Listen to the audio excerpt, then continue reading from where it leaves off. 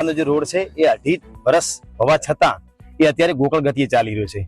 અમારે અહીંયા બધી વાડ જે શેઠાની વાડો હતી એ કાઢી નાખી, જ્યાં તે 10-15 ફૂટના ખાડાઓ કરી મૂક્યા છે। આ ખાડાઓમાં અમારે અહીંયા રોજબરોજ ચાલનારા જે અહીંયા મારા ભાઈઓ છે એ અકસ્માતો થાય છે। તો આ અકસ્માતોથી અમે કંટાળી અને છેલ્લે ચોથી વખત અમે ધરણા ઉપર બેઠા છીએ। બુધવારના દિવસ સુધીમાં જો અમારી સાથે કલેક્ટર સાહેબ મુલાકાત નહીં કરે કે અમને બાંયધરી એવી નહીં આપે તો બુધવારના દિવસે સવારે એ આ રસ્તો બ્લોક થયેલો પડ્યો છે અને આ બધી અફડાતફડી થશે। ક્યાંક પોલીસ સાથે ઘર્ષણમાં ઉતરવું પડશે, ક્યાંક દૂધના ટેન્કરો અટકાશે, ક્યાંક બસો અટકાશે, ક્યાંક રાહદારી અટકાશે, ઘણા બધી તકલીફો ઊભી થશે। એની સંપૂર્ણ જવાબદારી એ તંત્રની રહેશે। જે રોડ છે એ 2.5 વર્ષ હોવા છતાં એ અત્યારે ગોકળ ગતિએ ચાલી રહ્યો છે। અમારે અહીંયા બધી વાડ જે શેઠાની વાડો હતી એ કાઢી નાખી, જ્યાં તે 10-15 ફૂટના ખાડાઓ કરી મૂક્યા છે। આ ખાડાઓમાં અમારે અહીંયા રોજબરોજ ચાલનારા જે અહીંયા મારા ભાઈઓ છે એ અકસ્માતો થાય છે।